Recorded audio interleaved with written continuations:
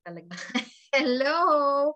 Yes, hello my LDC class. Hello my LDE class in MedTech Laws. And of course, this is episode 3 of our discussion in RA or regarding RA 5527. Okay, yes. So I do hope you are learning now to how to interpret the different sections of our RA 5527. So in the last episode, we ended up with section 8 and of course, ala namang 10 agad, di ba? 9 ang next. All right, and for this video, we are going to start off with section 9 of RA 5527. Okay, so section 9, this provides provisions on the executive officer of the board. Okay, so who is the executive officer?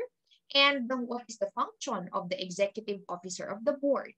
So basically, okay, the executive officer of all board of examiners is the commissioner of civil service. Okay, so this is actually by virtue. Let me just make my annotations. Okay, this is by virtue of Republic Act 4007, and if you are going to look at section 10, 10, okay. If you are going to look at section 10, by the way, Republic Act 4007 provides the provisions on the reorganizations of the different departments of the government. Okay, yes, in conjunction with, of course, your administrative code. And in section 10, it says there, the director or the commissioner of the civil service shall be the executive officer of all boards of examiners, hereinafter named, and shall conduct the examinations given by any of these boards according to rules and regulations. Okay, so that means the commissioner or the director of the civil service automatically becomes the executive officer of all board of examiners. So that means it's not just for the Board of Medical Technology, it is also applicable in other professions. Like for example, civil engineers, okay? What else? Education, sa LET natin, right? Ano pa?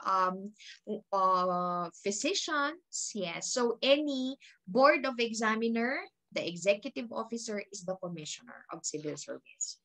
And what is the function as provided for by section 10 of your RA 4007?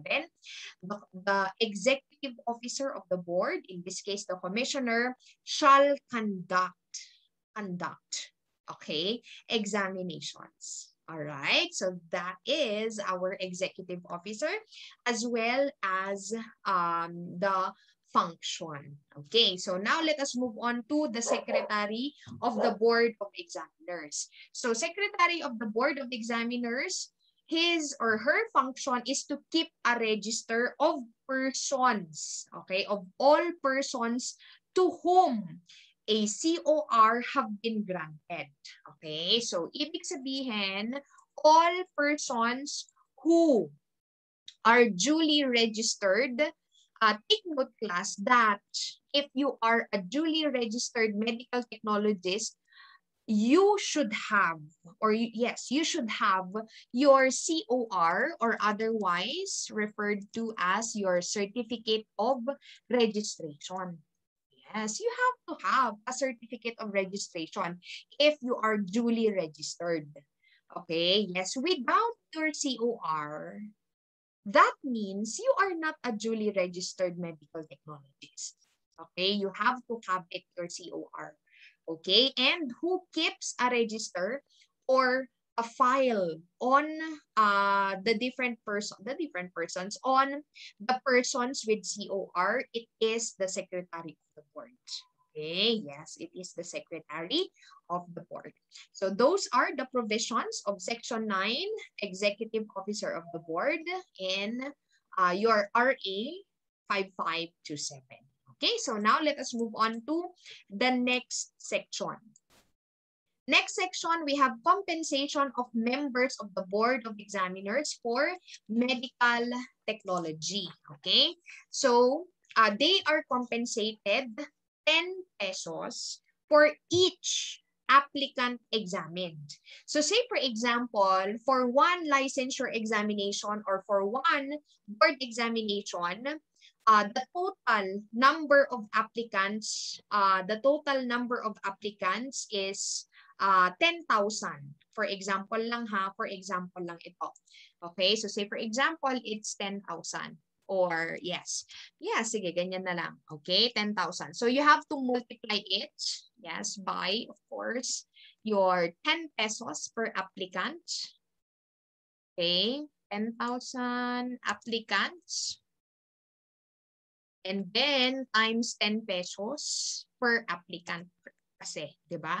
Okay, so this will be equivalent to 100,000. Okay, so that means the members of the board shall be compensated 100,000 if the number of applicants is 10,000. Okay, and in addition to that, 5 pesos for each applicant granted a COR without examination. Granted a certificate of registration or COR without examination. So in the other provisions that we will be discussing or in the other sections of your RA 5527, there are instances in which an applicant is eligible to be given a COR even without examination. So of course, we will be discussing that in the succeeding sections. Okay, so for now, those are, yes, the monetary compensations of the members of the Board of Examiners for medical technology. Okay, for medical technology. All right, so moving on, let us go to section 11. Okay, so ito medyo madugo po ito. So what are the functions and duties of the board? Yes, what are the functions and duties of the board? So in order for you, yes, in order for you to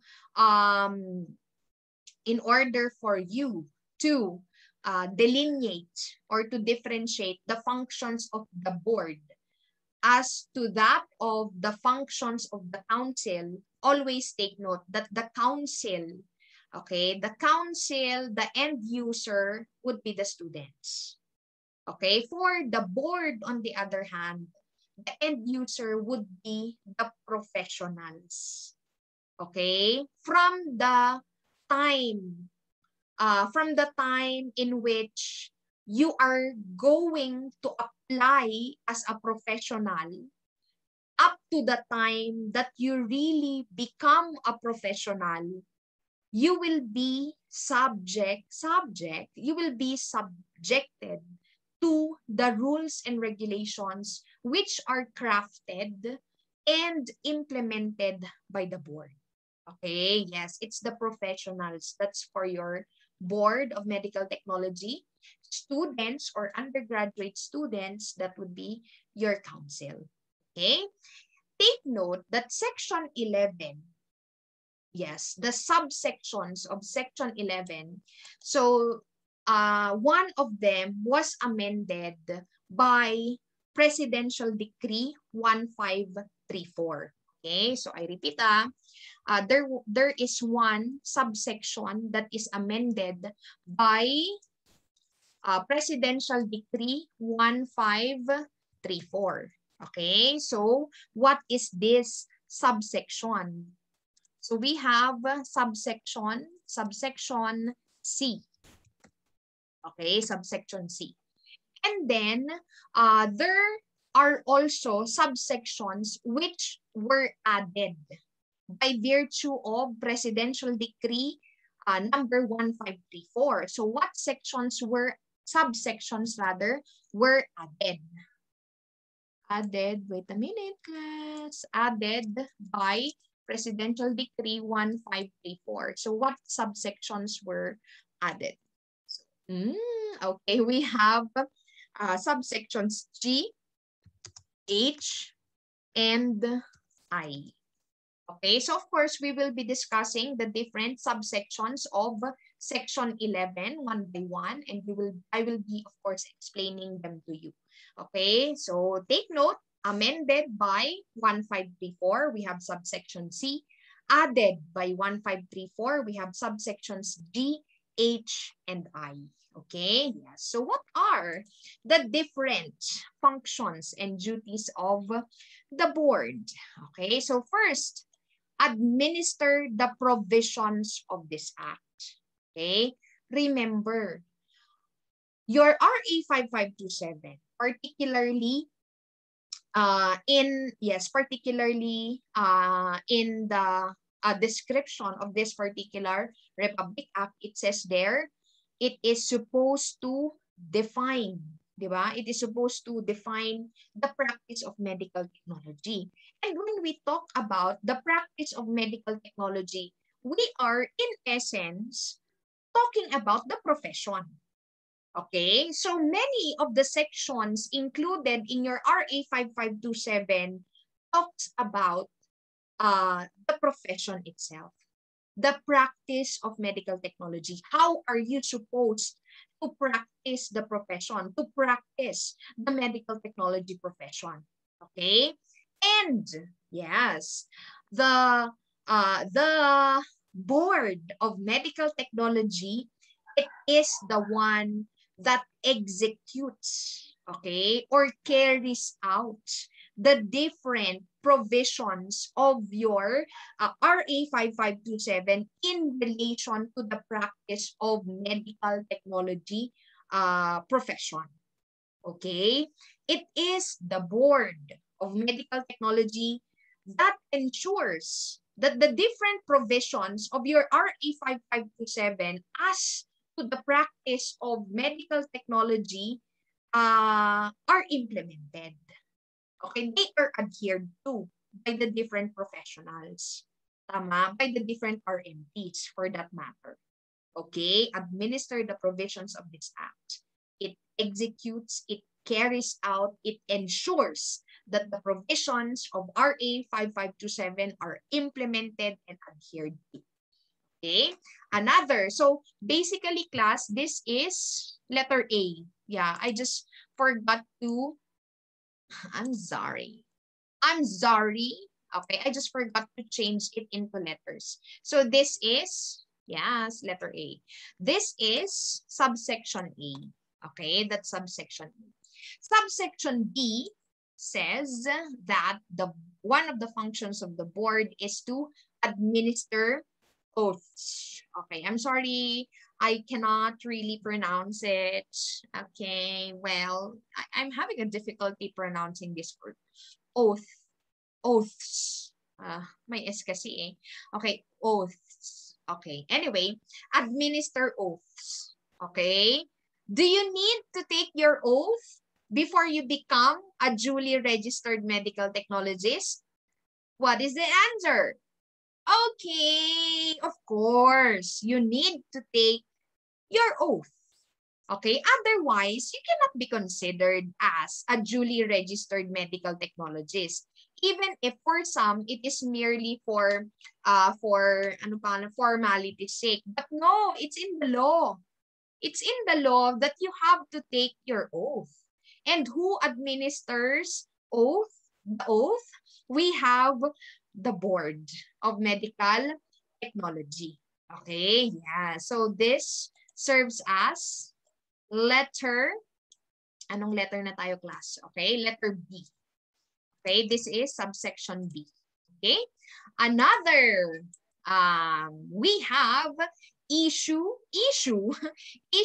suspend, and or revoke, or rather revoke certificates of registration.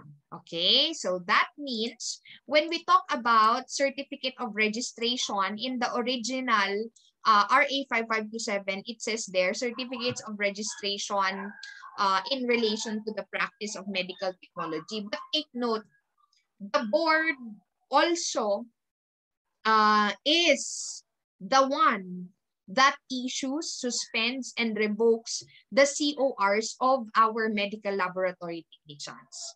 Okay, so that means what are the CORs which may be issued, suspended, or revoked by the board? So CORs of medical technologists, okay, technologists, and of course, CORs of medical laboratory technicians. Okay, yeah, so yeah, CORs of these professionals may be issued, suspended, revoked by the board. Okay, by the board. Okay, so this serves as our section, subsection C. Yes. Okay, next. What else? Another, look into conditions affecting the practice of medical technology. Okay, yeah, so look into conditions affecting the practice of medical technology. So, of course, here in the Philippines. And by virtue of this subsection, okay, in your RA 5527, the board, yes, whenever necessary, it says there, should adopt measures which are deemed proper for the maintenance of good ethics as well as standards in the practice of medical technology. Okay, so that means they can, yes, they should actually, they should, yes, check the conditions or the perhaps conditions may refer to rules and regulations which are being implemented by the board. Are they still practical? Sorry, tumataas yung boses ko. Okay. Are they practical? Are they still applicable? Okay. The rules and regulations which were crafted perhaps 30 years ago, are they still applicable?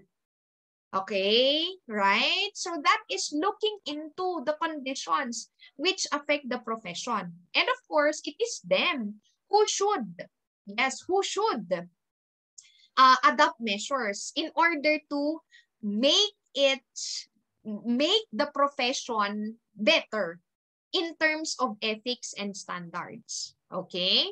So this serves as our subsection. Lagi ako nagkakamali. Subsection. Okay, subsection D. All right? Yes, that is subsection D. And then another, we have investigate violations of this act. Okay? The Board of Medical Technology, remember, they have to ensure that all RMTs adhere to the provisions of 5527. And, for example, there are violations, there are offenses which are committed or which were committed against or in conjunction with some of the provisions of your 5527, then by all means, they have to investigate. Okay, yeah. So this is already letter E. Wait lang, di pa ako tapos sa explanation ko. Okay, this is already letter E. All right. So in sorry, bakit ano yung boses ko? Okay. In relation to conducting investigations, okay? Take note that the Board of Medical Technology may issue a subpoena, okay? Or they may issue a subpoena. Nakalagay po. These things that I am mentioning, they are in the sections, okay? Subpoena duces tecum. Okay? Mga legal terms, Latin. Okay. Subpoena duces tecum. Okay? The board is authorized to issue, okay, this legal papers. Okay? So when we say subpoena, what does subpoena mean?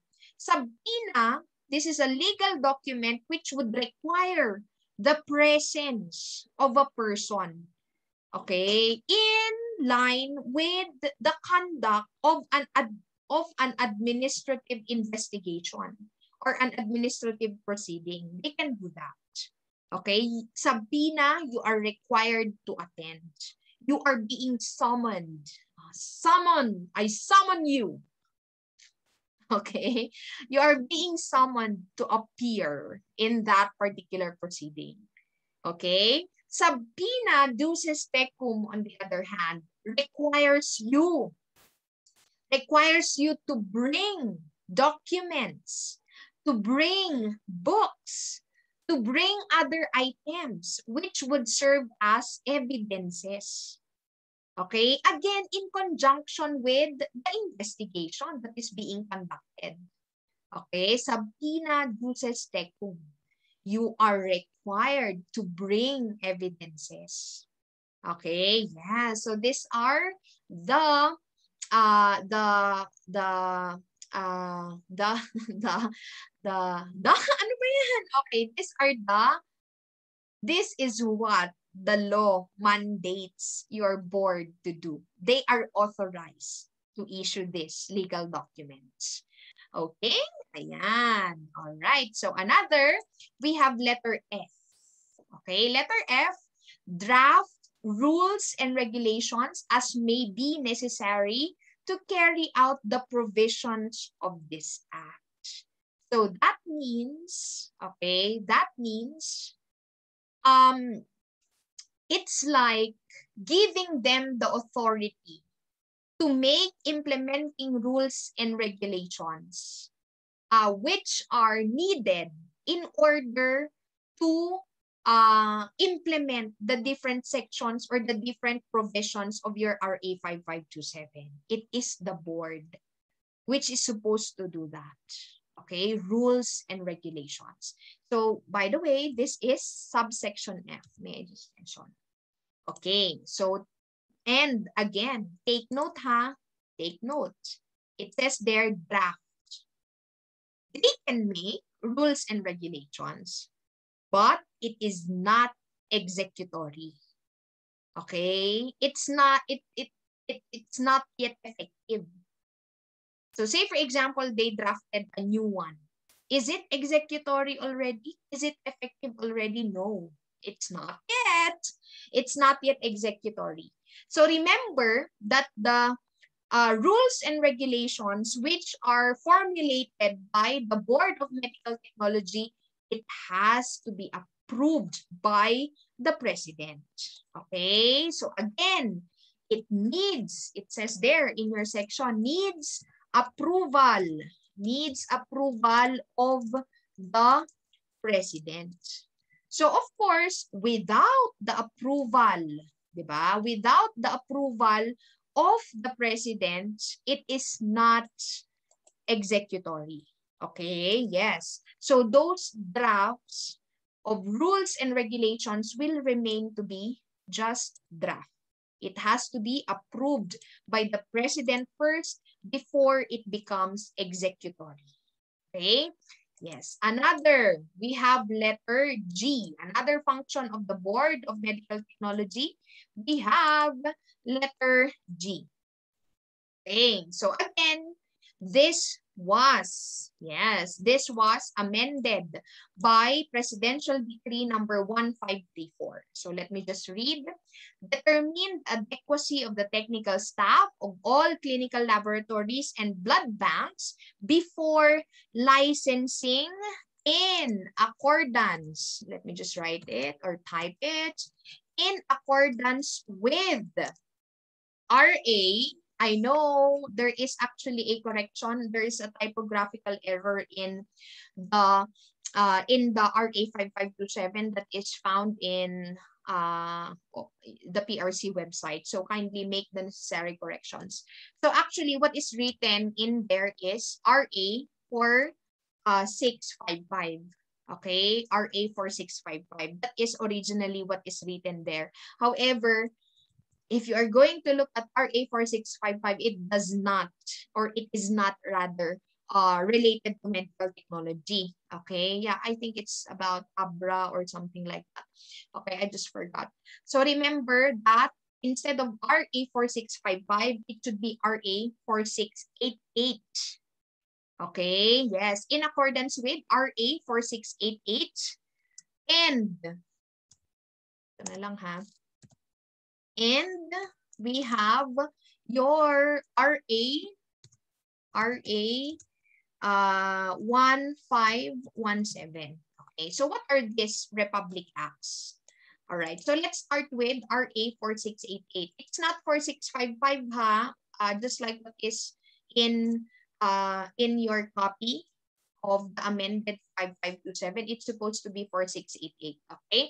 4688, this is otherwise referred to as your clinical laboratory, okay? Law or act of 1966. Oh my God, it's not Kasha.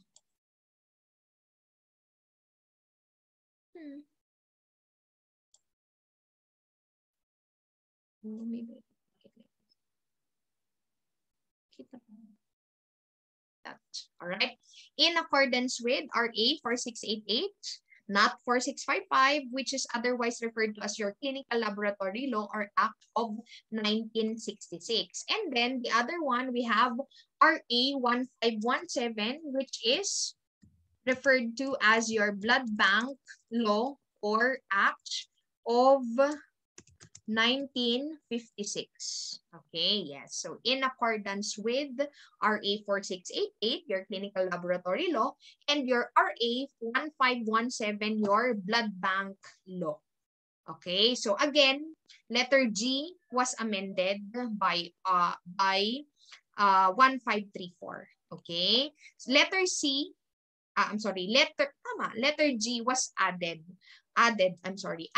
by virtue of your 1534. Your letter C, so this was amended by 1534, okay, to include your medical laboratory technicians.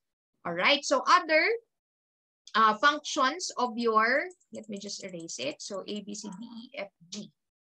Okay, other functions and duties of the board. So one, prescribe the qualifications and trainings. Okay, so again, this is added, or this was added to 5527 by virtue of 1534. Prescribe the qualifications and training of medical technologists as to special fields. Okay, yes, as to special fields, and they are supposed to supervise their specialty examination. Okay, supervise their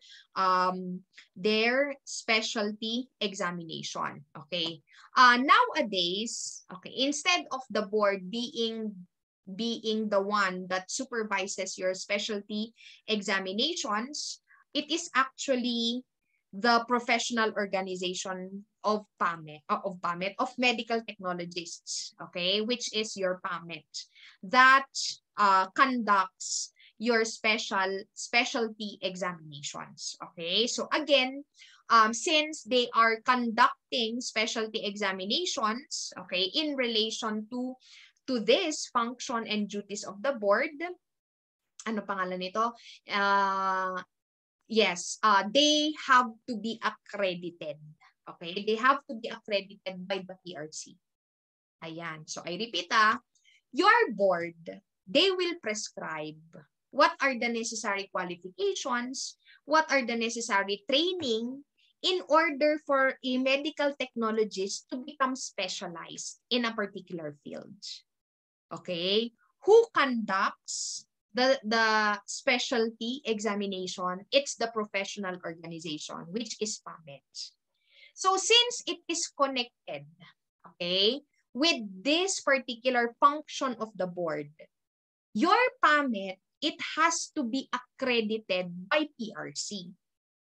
Okay? It has to get accreditation from PRC that they are going to conduct examinations for trainings.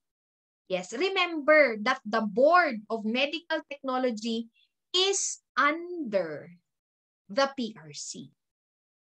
Okay, yes, because it talks about the profession and who is the umbrella, di ba? Who is the head of all professions? It's your PRC. Okay, since we are talking about professionals here, medical technologists, your PAMET has to get accreditation, okay, from the PRC. Okay, another, we have, this is also an addition. letter H. So this is already letter H. Okay. And then another, we have letter I.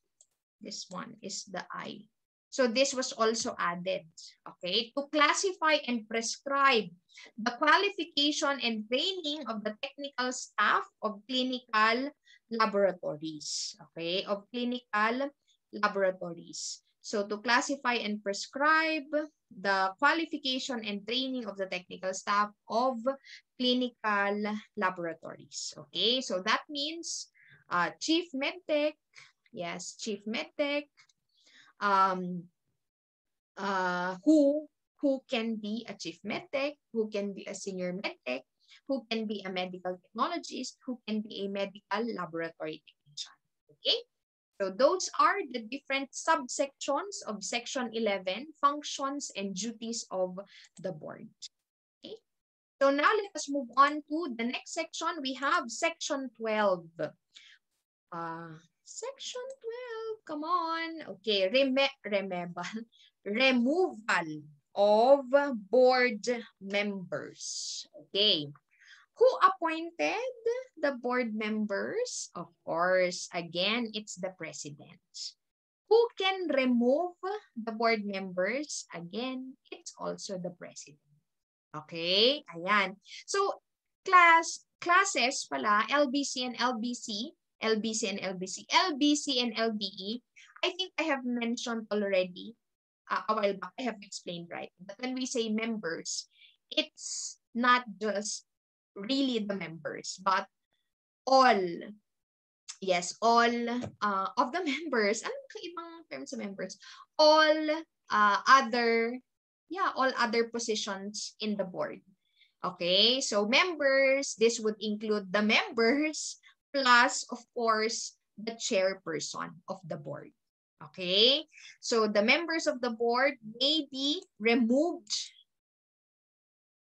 if, yes, if the following is seen. Okay, ayan. Neglect of duty, incompetency, okay, malpractice or unprofessionalism, unethical, immoral, dishonorable conduct. So these are the reasons for the removal of your board member or board members. Okay, so again, the board member is removed by the president after given due process. So when we say due process, it means to give an opportunity to defend, okay, to defend himself or herself in a proper administrative investigation or proceeding. Okay, of course, you cannot be removed without you being able to defend yourself. So say, for example, if you become a board member later on, and yes, you are being investigated, yes, for your possible removal, you cannot be removed, okay, without due process. You have to be able to defend yourself at least. Okay, so the president shall also appoint a temporary member during his investigation or suspension. Okay, yes. Section 12 of RA 5527. Okay, next we have Section 13, accreditation of schools of medical technology and training laboratories. Okay, let me just put it here.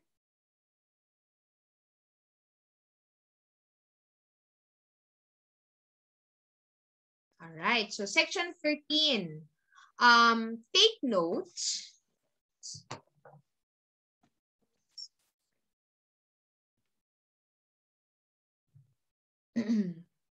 Yes.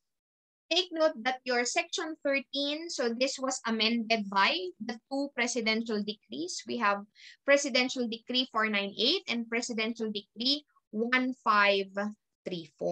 Okay, so it says there, the Board of Medical Technologies shall recommend to the Department of Education and Culture the approval of schools offering BSMT. Okay, yes, shall recommend to the Department of Education and Culture the approval of schools offering BSMT. Okay, and then the DOH through the Bureau of Research and Laboratories shall approve laboratories for accreditation as training laboratories for medical technology students or postgraduate trainees. Okay, or postgraduate trainees. So the requirements for the accreditation would include the following. So it should be able to possess qualified personnel. So you are, or the one that is applying for accreditation should show satisfactory evidence, including the following: qualified personnel, okay, properly equipped in order to carry out the different laboratory procedures, particularly for clinical chemistry, microbiology, serology, parasitology, hematology, blood banking, clinical microscopy, and histopathology or histopathologic techniques. Okay, so apart from that, the scope of activities should offer sufficient training. Okay, so this is for your for the accreditation of your laboratory. So again, if we are talking about the school, okay, if we are talking about the school, it is the Department of Education and Culture, okay, who is supposed to approve. Okay, and then if we are talking about training laboratories, it should be the Bureau of Research and Laboratories. Okay, yes, under the Department of Health for training laboratories. Okay, nakuha? Ayan. Nowadays, since we already have the Commission on Higher Education, yes, since we already have the Commission on Higher Education, it is actually the Commission, okay, on Higher Education, which provides the accreditation of training laboratories. Okay, yes.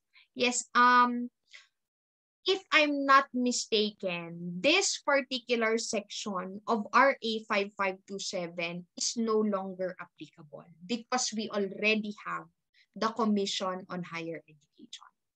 Okay, all the more that the RA 5527 should already be amended because, like for example, this section, it is no longer being practiced because it's a Commission on Higher Education. Even for training laboratories, it's not the Bureau of Research and Laboratories anymore under the DOH that conducts accreditation of training laboratories. It is the CHED.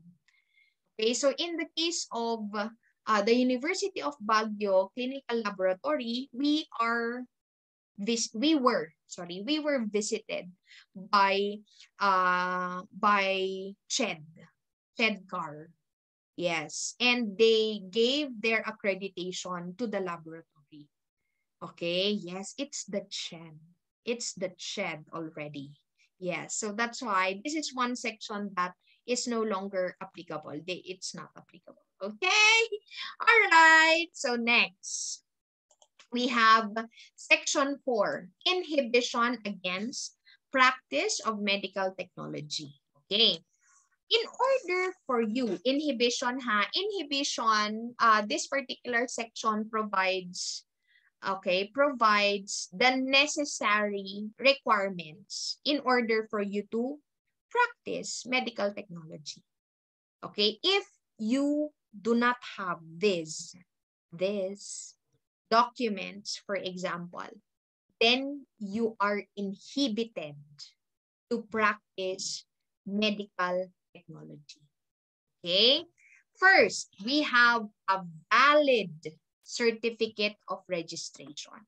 A valid COR is needed to practice medical technology. Okay, but of course, there are exemptions to this rule. May I just I'm sorry. Okay. Let me just put it here. Okay. There are exemptions to this particular requirement. The following personnel are not required to have their COR or their certificate of registration. Number one, we have duly registered physicians. Okay, because it is also part of their profession. 'Di ba? It is also part of their profession to perform certain procedures in the laboratory. Okay, yes. Another, medical technologists from other countries. Okay, medical technologists from other countries. And what are they allowed to do? They are allowed, okay, to give consultations. Wait a minute. Okay. So, medical technologies from other countries. So what are they allowed to do as medical technologists here in the Philippines?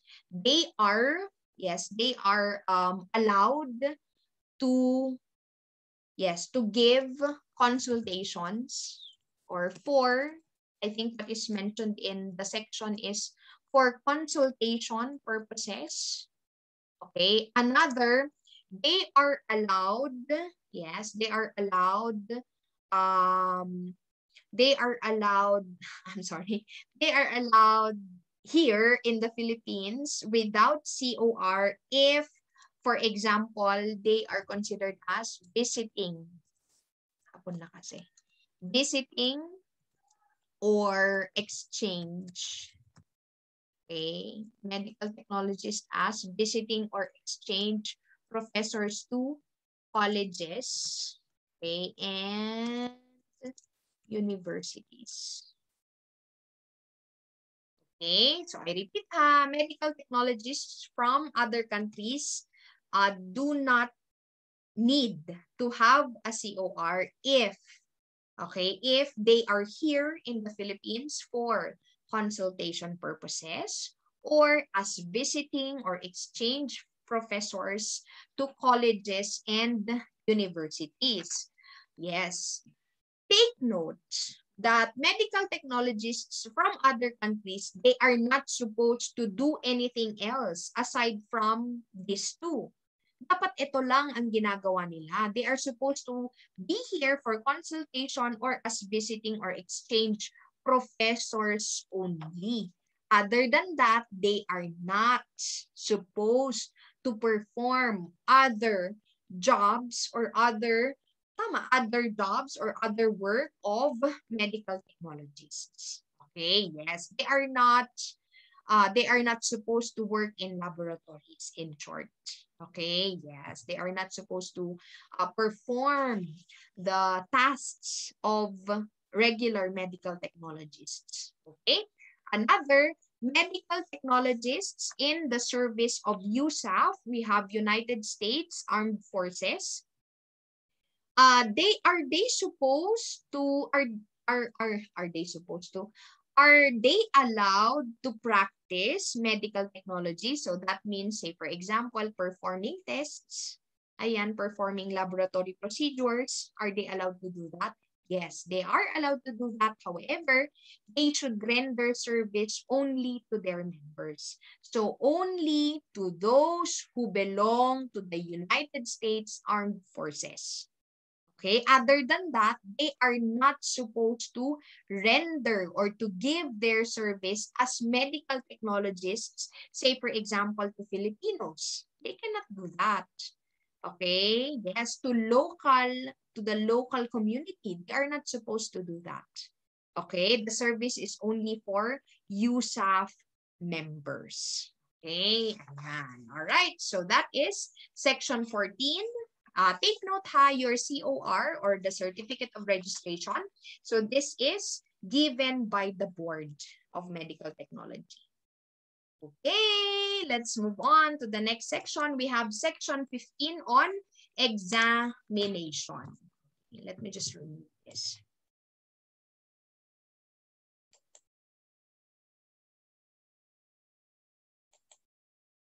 And then let me just put everything. Okay, so we have section 15, okay, on the examination, the board examination, okay? So applicants for registration, when we say applicants for registration, those who are applying for a certificate of registration, okay? Those who are applying for a certificate of registration. So let me just add some annotations. Arte, wait a minute. It's not working. Yeah. Applicant for registration. So again, these are those who are applying for a COR. Yes, so if you are applying for a COR, you are required to undergo written examination. Okay, and of course, the written examination is popularly referred to as the board examination or the licensure examination or licensure board exam of medical technology. Okay, yes, so written examination, board or the licensure exam.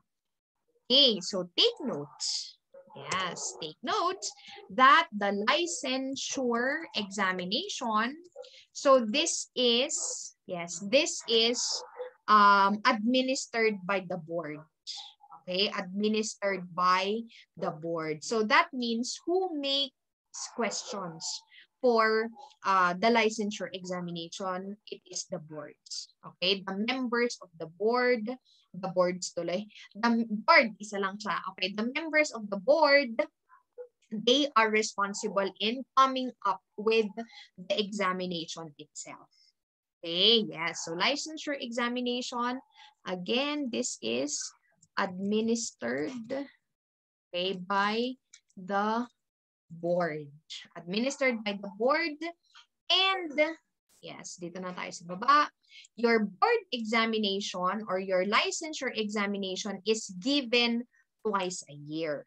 What is provided in section 15 of your RA 5527 is that your board exam is conducted August or September.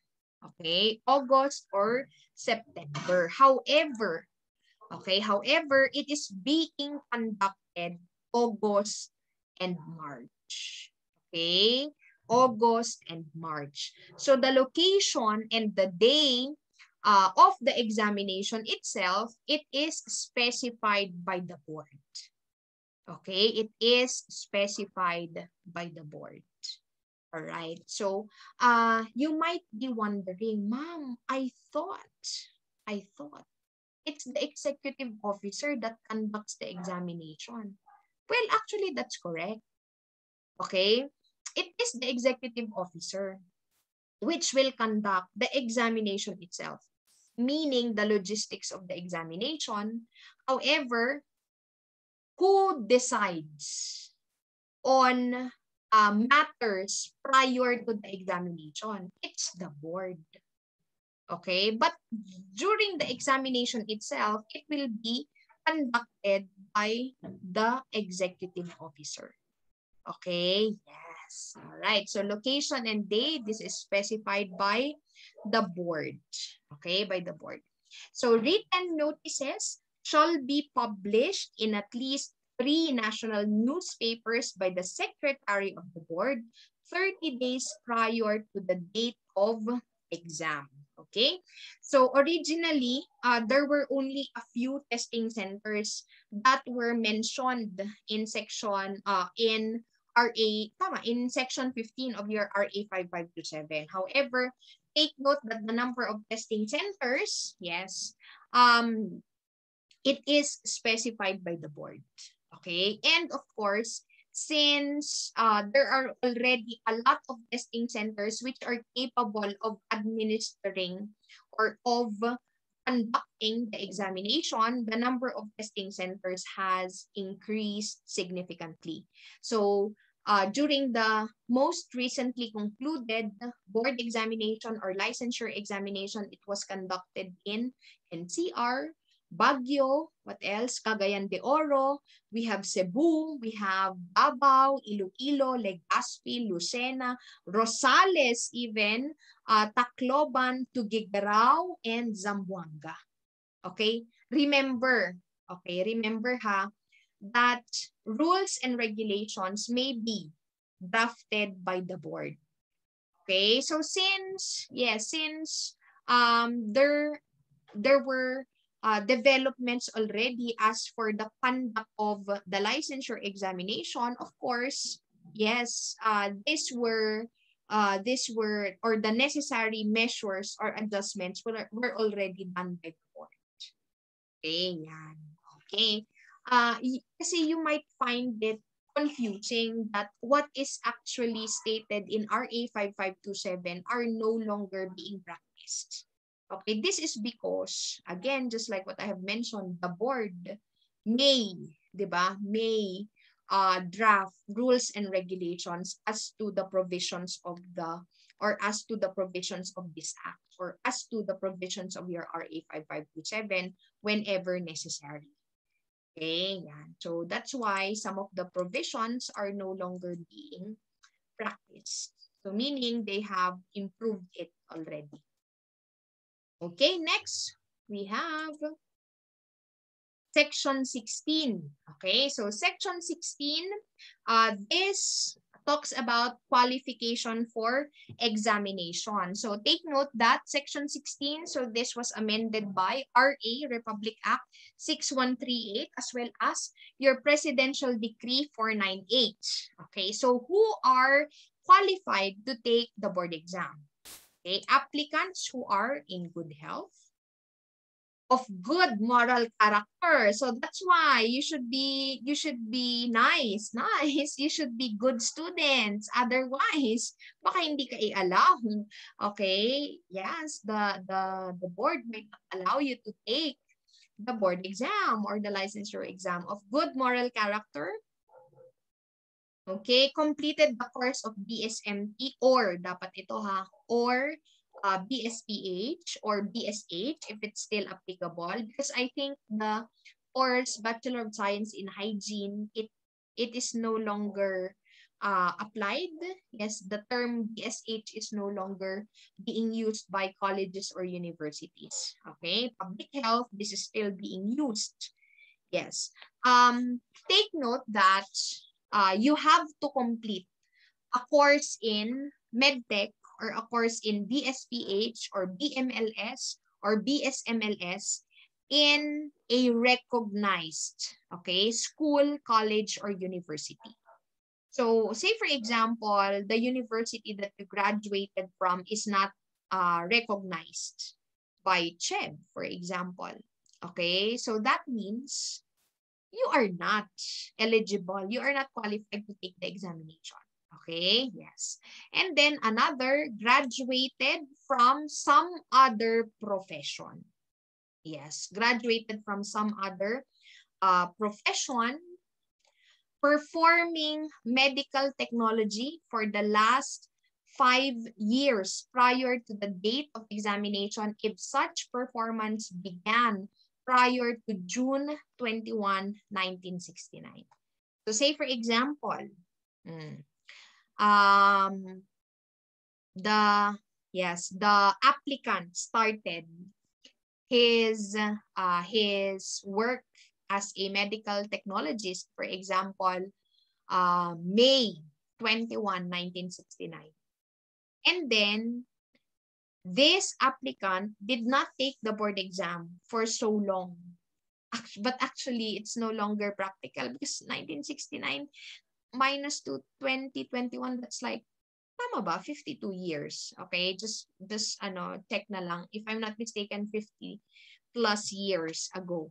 So if you're going to compute it, like that person or that applicant is already like 70 perhaps, 70 years old or even 80 years old already. But sige, provided that that applicant started working as a medical technologist May 21, 1969. Okay. Is that applicant eligible or qualified for the examination? Yes. Because it says there, if such performance began prior to June 21, 1969. Okay, yes. So say for example, for the last 5 years, sabi niya dyan, prior to the date of the examination. Okay, wala na palang example. Okay, yes. That person is still eligible. Okay, although if you're going to look at it, it might not be practical anymore since that applicant might be too old already to take the examination. But again, we are not closing the doors for any possibilities. For any possibilities. So anybody can take it, yes. And yeah, kunwari, lola ko, my grandmother, for example, wants to take the medtech exam and she has been practicing medical technology before June 21, 1969, then by all means, of course, I will let her take it because she is qualified to take the examination. Okay? Yeah. For the last 5 years, sabi niya eh. So, ibig sabihin, last 5 years. Tama. For the last 5 years prior to the date of examination. So, that means 1964. Okay, so if you have been or if the applicant has been practicing from June 21, 1964. Tama, yes. June 21, 1964 onwards. All of them are allowed to take the profession. Okay, allowed to take the profession, allowed to take the examination, even if they graduated from, say, for example, Bachelor of Science in Education, so on and so forth. Okay? So I hope this is clear. Anyway, if you have any questions, so you just have to chat via our group chat, and I will be, of course, doing my best to answer your questions. Section 17, so scope of the examination. So take note that your section 17 on the scope of examination, so this was amended by Presidential Decree number 498.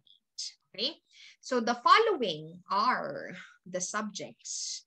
So we have clinical chemistry with a relative weight of 20%, microbiology and parasitology with a relative weight of 20%, hematology 20%, blood banking and serology, we have 20%. Clinical microscopy, so this would include urinalysis and analysis of other body fluids, that's 10%. And then we also have your histopathologic techniques, cytotechnology, medical technology laws, medtech laws, related laws, okay? And it's implementing rules as well as the code of ethics, that's 10%. Okay, so the amendments that were done, basically, is applicable to this. Okay, so in the original 5527, it was only your histopath which was included. Okay, no cytotechnology, no medtech laws, or bioethics or code of ethics. Okay, yes. So take note, class, that there are two terms that we use to refer to your subjects, to the different subjects which you are to take as part of your board examination or licensure examination. So subjects that have a relative weight of 20%, they are referred to as your major subjects. Okay?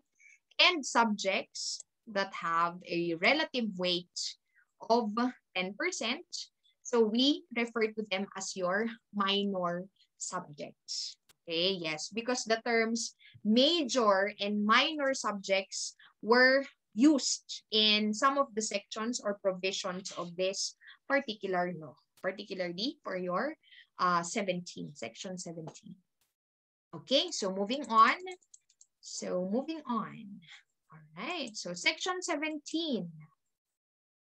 Okay, so what is the role of the board? Okay, the board prepares the schedule of the exam. So this is what I'm trying to say, or I'm trying to emphasize. I was trying to emphasize a while back. Do not misunderstand or do not, misunderstand me, okay? Don't misunderstand me. No, don't misunderstand the functions of the board as compared to the function of the executive officer. So conduct, so ibig sabihin the how the examination is conducted, okay? How the examination will be conducted. So that's under your executive officer. But preparations of the exam, it is part of the functions of your board. Okay, okay, specifically, so we have preparation of the schedule of exam. Okay, and your board, or the board rather, will prepare, yes, the board will prepare the examination schedule. So that means the days. Yes, they will decide for the days. They will decide for the locations. Okay, and submits to the commissioner of PRC for publication. Okay, and then of course upon submission to the commissioner of PRC, they have to publish the schedule 30 days prior to the date of examination. Okay, so 30 days prior to the date of examination. All right, so apart from that, the board is also tasked to compute the general average of an examinee according to the relative weights of each subject. Okay, of each subjects, okay, each subject, isa lang dapat. Okay, ng bawat subject. Tama? Alright, so I will be teaching you how to compute for the general average later on. Apart from that, the board may change, add to, or remove from the list of subjects or weights above as progress, or as given a while back, as progress in the science of medical technology may require. Okay, may require. All right. However, take note that the changing, adding, or removing of the subjects, or the changing of the weights, perhaps, of the different subjects, it should be approved by the PRC, and it should be published 3 months before the examination. Okay, yes, because the PRC the board rather cannot just change it without informing the applicants. Okay, they have to inform the applicants that these are the changes that were made, okay, as to the different subjects and the weights of the different subjects. All right, yes, 3 months to give the applicants ample time or adequate time for them to prepare for the board exam. Okay, so ma'am, is there a possibility that some of the subjects that we have now will be included in the future? Yes. Just like what happened to histopathology, right? Histopathologic techniques. Cytotechnology was added. Medtechnos was added in that particular subject. Okay, so in the other subjects, like for example, microbiology, they might include molecular diagnostics, for example. Okay, in the future, we do not know. Okay, so that's why you have to make the most out of your subjects also and learn from your subjects. It does not mean to say that if a subject is not included now, it will no longer be included during your time. It might be included during your time. Okay, yes, all right. So those are the provisions that you have to be familiar with as for Section 17 of RA 5527. Okay, so next we have Section 18, Report of Rating. Okay, so the board will report the result of the examination to the Commissioner of Civil Service within 120 days. Okay, but of course, we have to qualify. What's 120 days? 120 days after the completion of the examination. Okay, so say for example, the examination was completed today. So you have to, the board rather, will have to provide the result to the civil service commissioner after or within rather 120 days. Does it speak about the release of the results? No. No. Okay, no.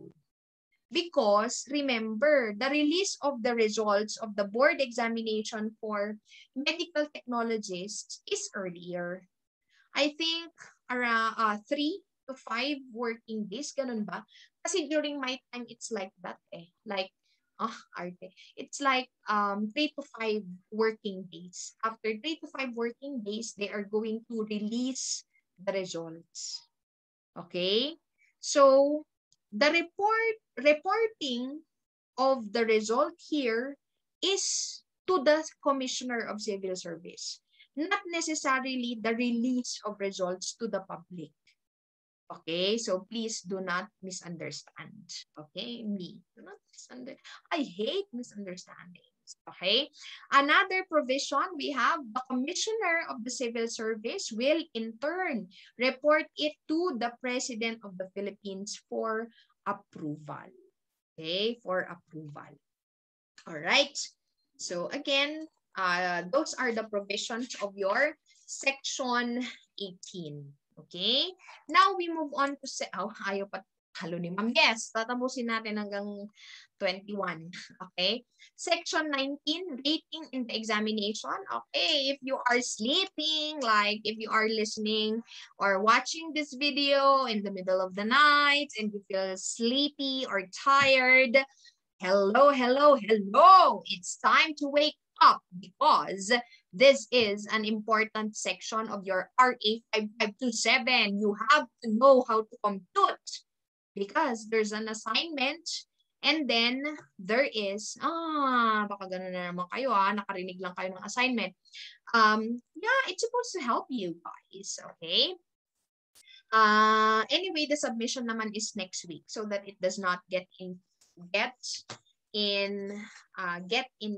No, get in the way. Okay, it does not get in the way with your exams. Okay, as long as you try to like solve it. Okay, yes, because it will help you also in preparation for your exam. Okay, so anyway, enough of that, and let's go to section 19, rating in the examination.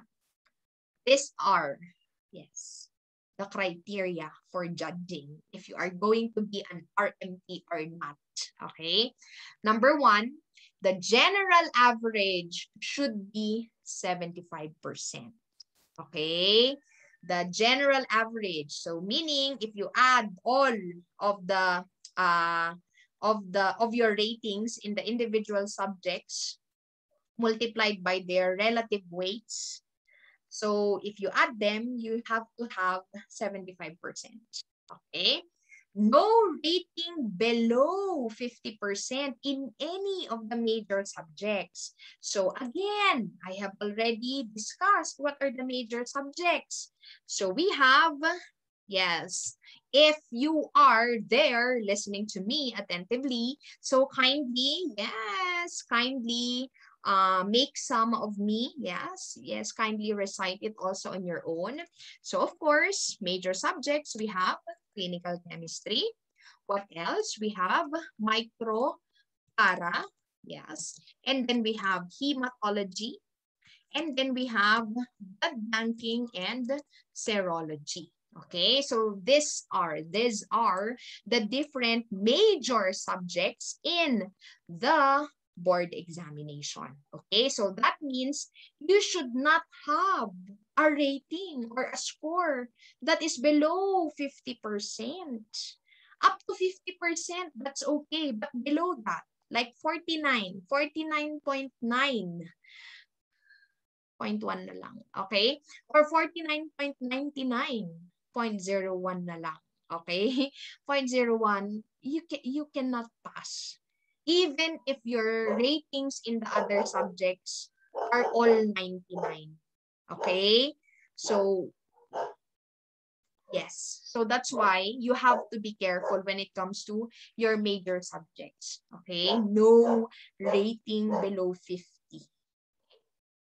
No failure in at least 60% of the subjects computed according to their relative weights.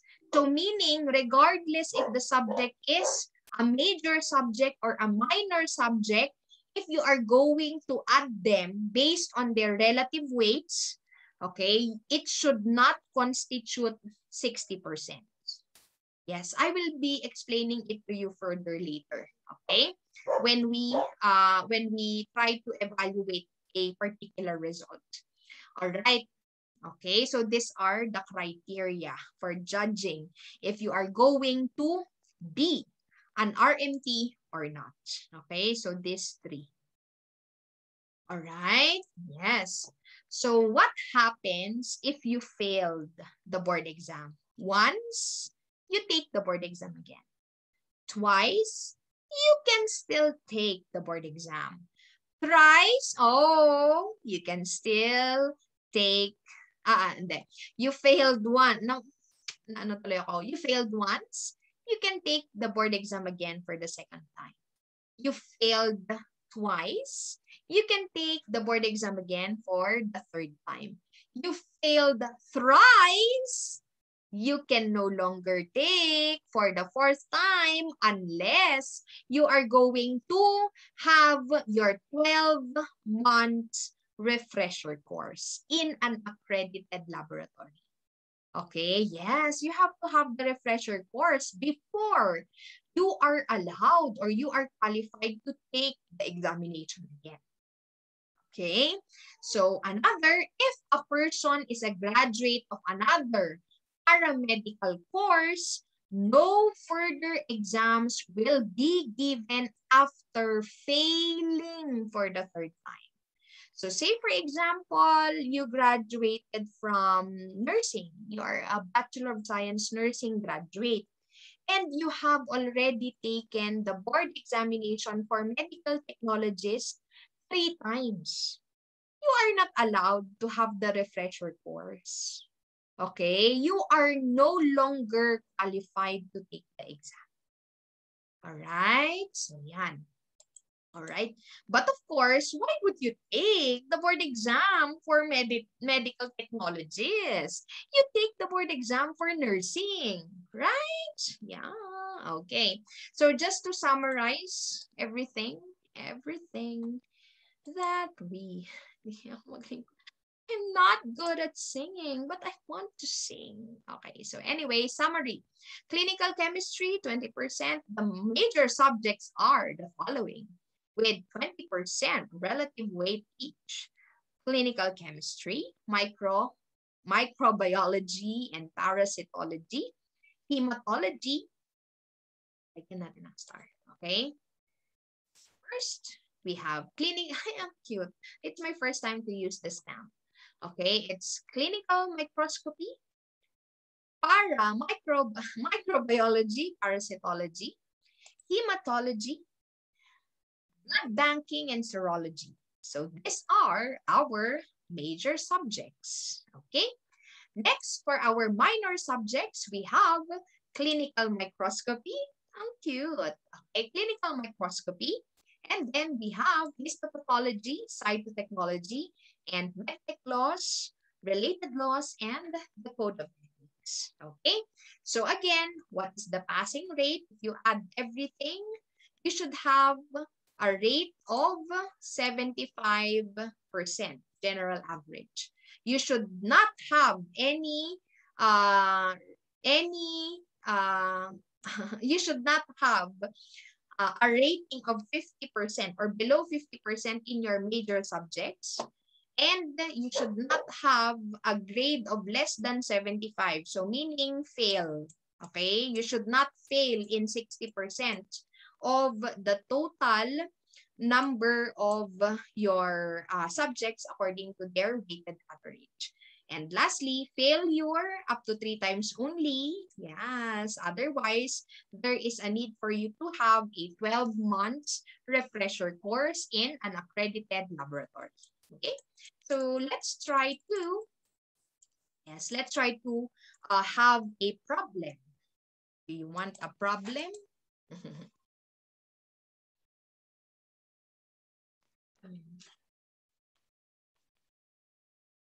Yes, hanggang off-taking. Alright. I might be recording until 1 hour and 30 minutes. Okay, so this is a sample computation that we are going to discuss for this video. Okay, so we have student A and then student B. Yes. And then what are, or who is, as who is, or who is talaga, who passed. Okay, wait a minute, guys. Somebody is calling. I'm waiting for a call kasi. I'm sorry. Wait a minute. Okay, I'm sorry, class. Yeah, but actually you did not notice it. Yes, because I paused the recording. So anyway, yeah, because we were swabbed, me and my son were swabbed. So we are still waiting for the results. Okay, so anyway, yeah, somebody called, but it turns out it's not. It's not the city health services office. So anyway, yeah, please pray for us. Sana negative kami pareha. Okay, so anyway, let's go to the sample computation. So we have student A. Yes. So may I just remind everybody that when the rating, okay, if the rating is below, okay, below 75, so it means that you failed. And not really you. No, do not fail, okay? That the student or the applicant failed in that particular subject. Okay, yes. So that is the first thing that you have to know. Remember that in order for you to pass, what are the three criteria that we are, what are the three criteria for judging? Okay, number one, your GWA, it has to be 75. Okay, another, you should have no, okay, no rating,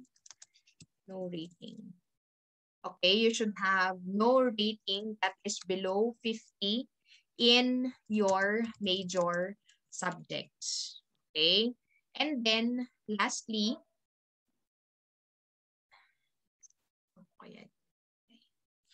okay, and then lastly, okay, you should not fail. Okay, you should not fail in 60%. So, ibig sabihin, if you should not fail, your rating in the subjects, yes, should not be below 75 in 60%. Ang hirap namang i-ano nun. Okay, so, should not fail in 60% of the subjects. Okay, should not fail in 60% of the subjects. So may I just write it like this? I'm sorry, kasi I don't have space. I don't have space. Okay, don't give me space. Give me space. All right, yan. So those are the criteria for judging. And in order for you to pass, you have to be able to satisfy all of these three criteria. All right, so now let us, before computing for the general weighted average or your GWA, okay, let us try to see, are there subjects which are below 50%? Are there subjects that are below 50%? Lagyan natin ng stamp. Okay, are there subjects that are below 50%? Are there? Okay, very good. There are no subjects that are below 50%. So this is a star because that means you were able to satisfy this criteria.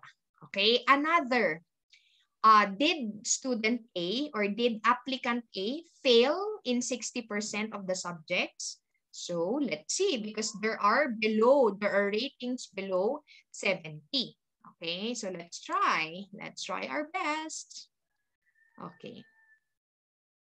Ayan. So lagyan natin ng heart. Let's put a heart if it is not fail. 74, is it fail?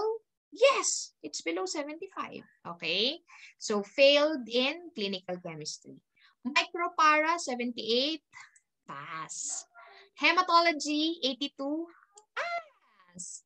Blood banking, serology, 73, it's fail. Okay, clinical microscopy, 98, pass.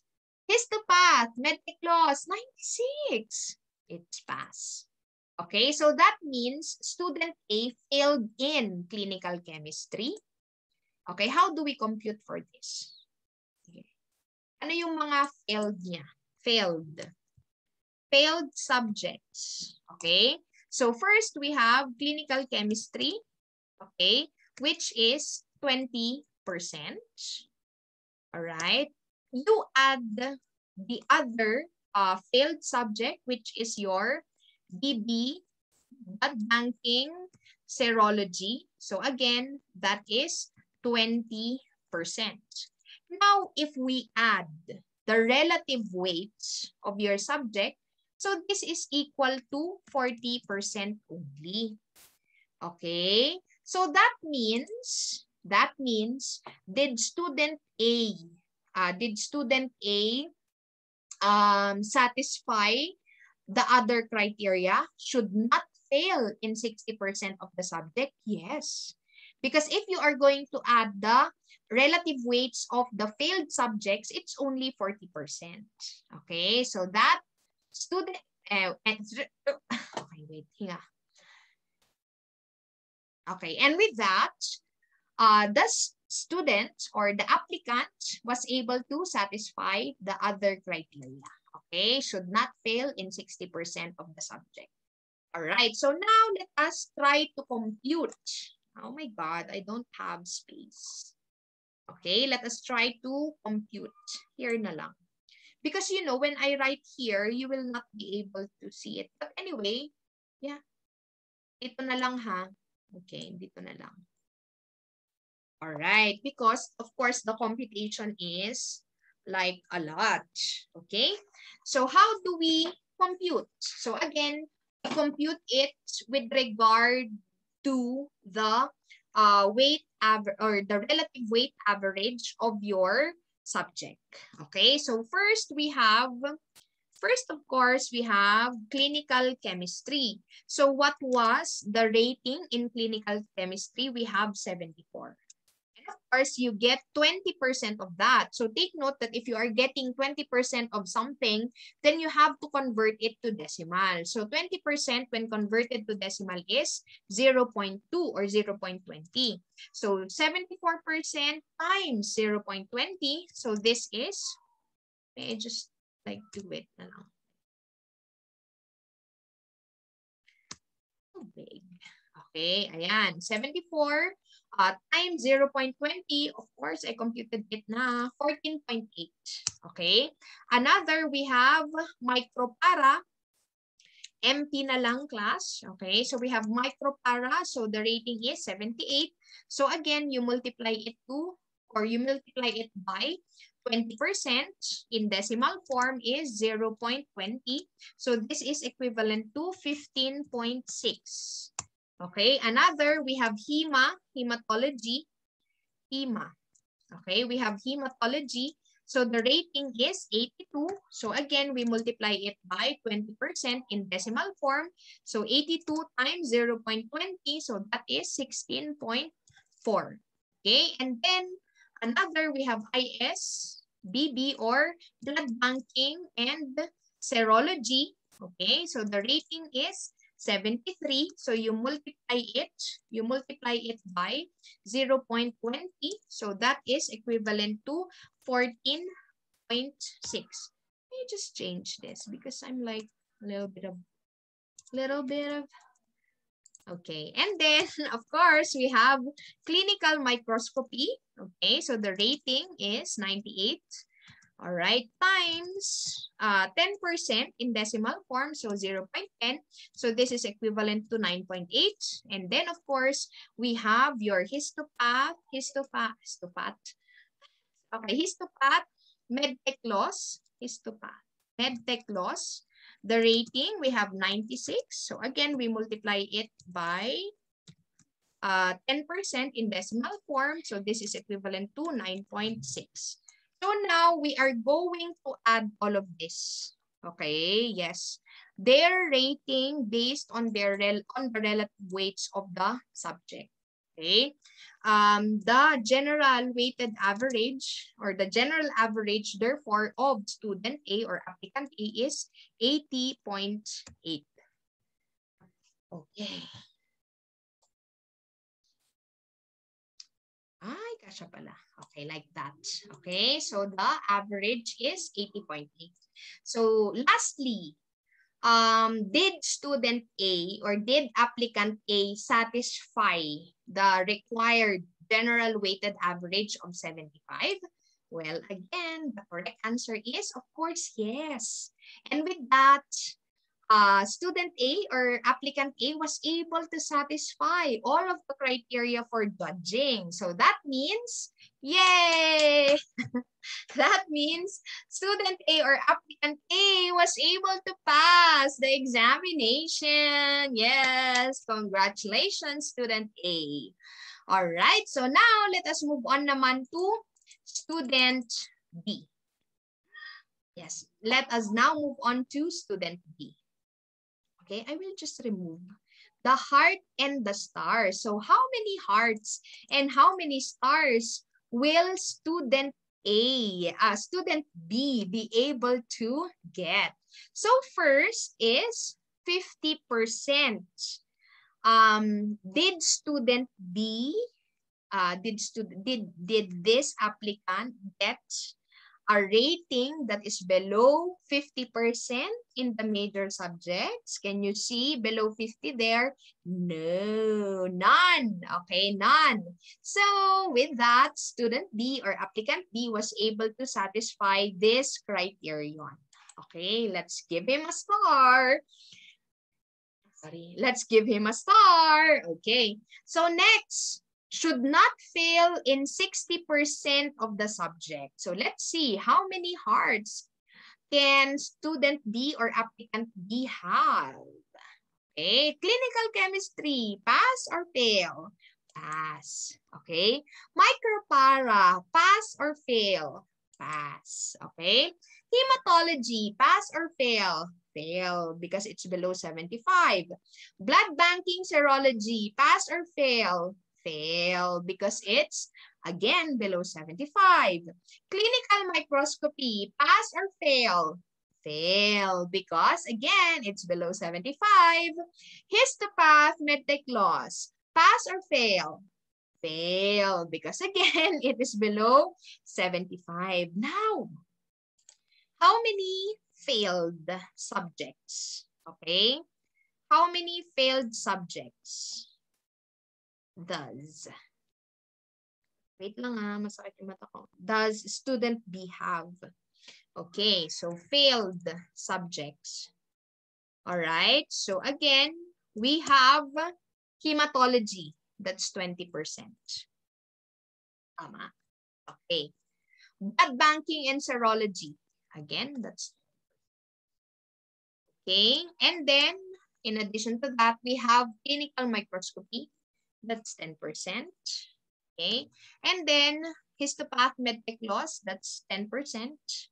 Again, fail.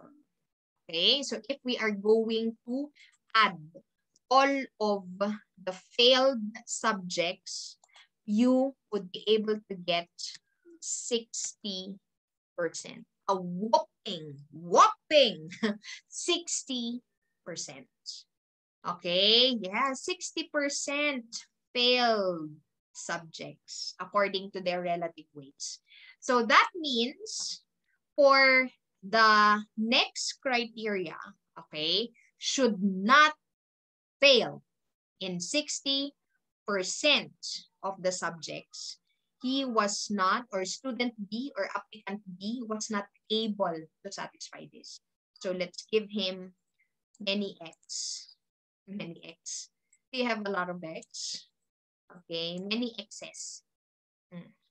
All right, he was not able to satisfy that. Sad. Okay, yes. So, doon pa lang, you would be able to see that student B or applicant B failed. Because again, we go back. You have to satisfy all of these three in order for you to pass.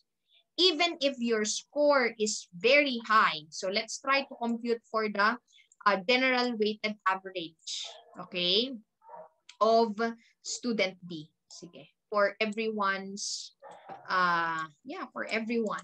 Yes, let's try to compute. So say for example, so CC, what was his rating in CC? We have 98% or 98 rather, multiplied by, of course, 20% in decimal form. So this is equivalent to 19.6, very high. And then we have micropara, okay? His rating or the rating of the applicant is 96. Again, multiplied by 20%. So this is equivalent to 19.2. And then we also have hematology, in which the applicant failed. We have 74, again, multiplied by 20%. So this is equal to 14.8. Okay, we also have blood banking and serology. So rating is 73 times 0.20. So this is equivalent to 14.6. And then we have clinical microscopy. Rating is 74 multiplied by 10% in decimal form. So we have 7.4. And then lastly, we have histopath and medtech loss. So rating is 71 times 10% in decimal form. So this is 7.1. So if you are going to look at the general weighted average of this applicant, the general weighted average is 82.7. Okay? It is actually even higher than the first applicant, than applicant A or student A. However, student B or applicant B was not able to satisfy the three criteria. That's why, yes, so let me just put it here. My gosh, my son is singing. That's why even if the general weighted average is high, 82.7, still the applicant or the student failed by virtue of this provision. Should not fail in 60% of the subject. He failed or she failed 60%. So that means student B or applicant B did not pass.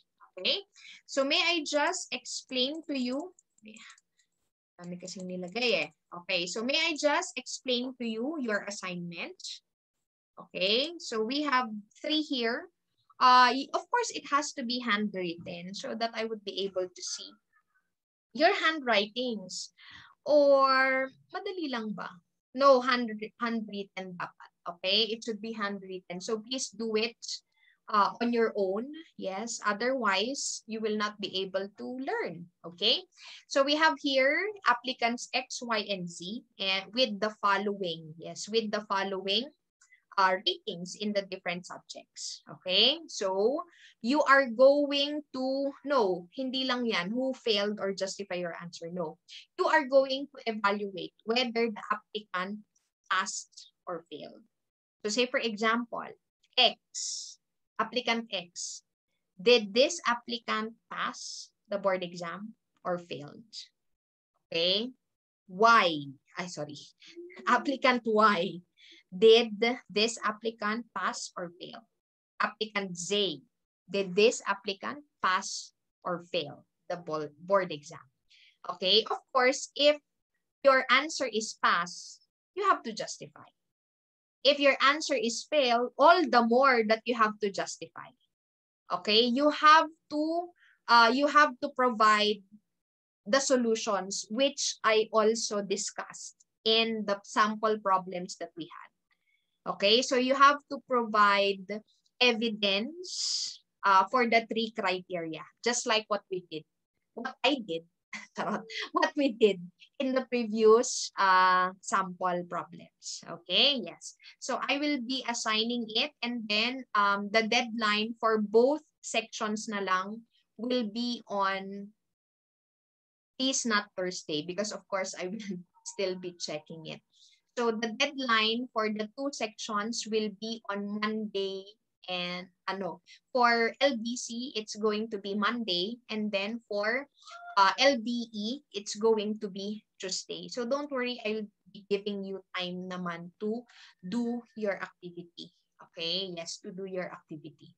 All right, so again, I will end here because it's already 1 hour and 40 minutes. So I will be discussing the next sections in the next episode of RA 5527. Okay, RA 5527. All right, so yeah, the next episode might be the last already because of course there are a few sections left. Okay, so I'll see you again in my next video. So thank you so much. Yeah, thank you so much, guys. So I hope, yes, I hope you learned something from our discussion today. So thank you. I'll see you again in my next video. So again, no bashing, only learning. Okay, bye, learners. Wait a minute. Asan na yun? Bye, learners.